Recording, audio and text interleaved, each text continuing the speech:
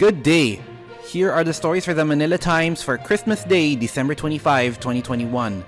The COVID-19 positivity rate in the National Capital Region rose slightly in the recent days, and the independent KUWTT research group attributed the rise to more people getting together during the Christmas season. KUWTT senior fellow Dr. Guido David reported in a tweet that the reproduction number in Metro Manila increased to 0.77 during the week of December 16 to 22, a bit higher than the 0.62 during the previous week. It was also slightly higher than the 0.48 reported during the week of December 14 to 20. More than 100 towns in areas devastated by Typhoon Odette will have no electricity this Christmas. The National Disaster Risk Reduction and Management Council reported on Friday that electricity has been restored in only 149 of the 273 towns and cities where power lines were down by Odette's fierce winds. Mark Timbal, NDRRMC spokesman, also said 371 areas were still experiencing communication problems, while water service has yet to be restored in 3 areas.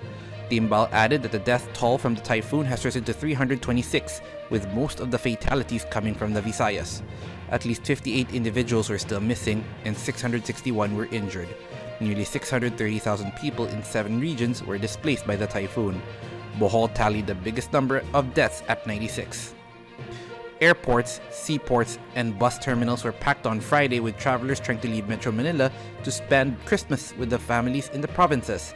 Airline counters at the Ninoy Aquino International Airport were trying to cope with long lines of passengers hoping to catch the last flights before Christmas Day. Philippine Airlines and AirAsia Philippines increased domestic flights to ease the logjam. PAL spokesman Cielo Villaluna said the flag carrier increased its Manila to Iloilo flights from 9 to 14 and Manila to Bacolod flights from 7 to 14. AirAsia also doubled the number of domestic flights out of NAIA. The Bureau of Immigration also fielded more immigration officers to service international arrivals, most of them returning overseas Filipino workers. Immigration spokesman Dana Sandival said the Bureau has also reopened the e-gates at the Clark International Airport in Pampanga. The e-gates cut the processing time for passengers from 45 seconds to as fast as 8 seconds, Sandival said. President Rodrigo Duterte on Christmas Eve said there will be no holiday break for the executive department as all hands are on deck for relief and recovery work for areas devastated by Typhoon Odette. Malacanang said the 10 billion peso relief fund pulled from the president's contingency fund, as well as scaled-down government projects, will be spent for relief and rehabilitation efforts, which are now being expedited. From Palawan, the president flew to Cebu, another province hardest hit by the typhoon, to inspect and lead the distribution of relief items to displaced locals.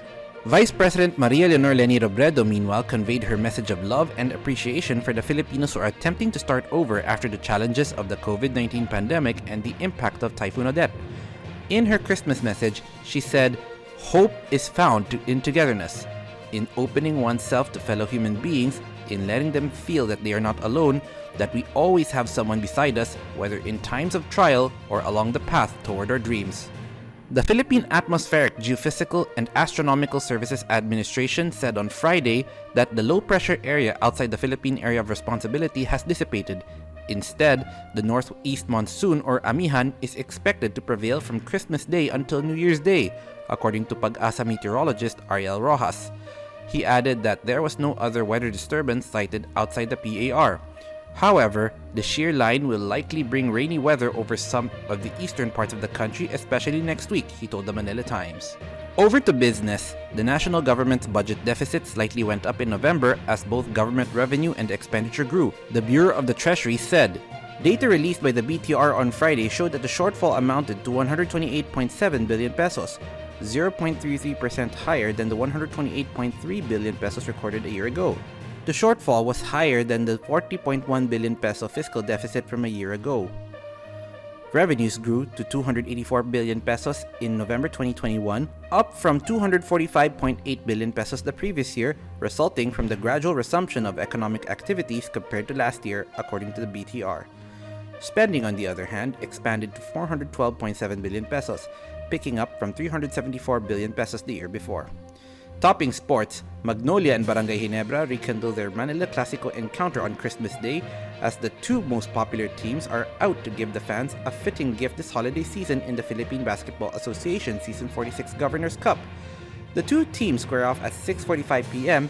right after the game between tournament leader and unbeaten NLEX Road Warriors and Phoenix Super LPG Field Masters at 4 p.m. at the Smart Araneta Coliseum. Ginebra, the defending champion of the PBA Governors Cup, and Magnolia, runner-up to the newly crowned Philippine Cup champion TNT, are two of the three unbeaten teams so far in the tournament. But only one of them will remain unscathed right after the match. The Gin Kings carry a 3-0 record, while the Hotshots won their first two games. Antonio Contreras and Jen Macabenta are today's front page columnists. Contreras discusses the gifts that the COVID-19 pandemic gave, while Macabenta talks about what the country has for Christmas amid adversity. Today's editorial is on A Christmas to Remember. Read a full version on the paper's opinion section or listen to the Voice of the Times. For more news and information, get a copy of the Manila Times on print, subscribe to its digital edition, or log on to www.manilatimes.net. Follow us on Twitter, Facebook, or Instagram, and keep up with the Times. On behalf of the Manila Times, this is Arik John Sico reporting. Merry Christmas!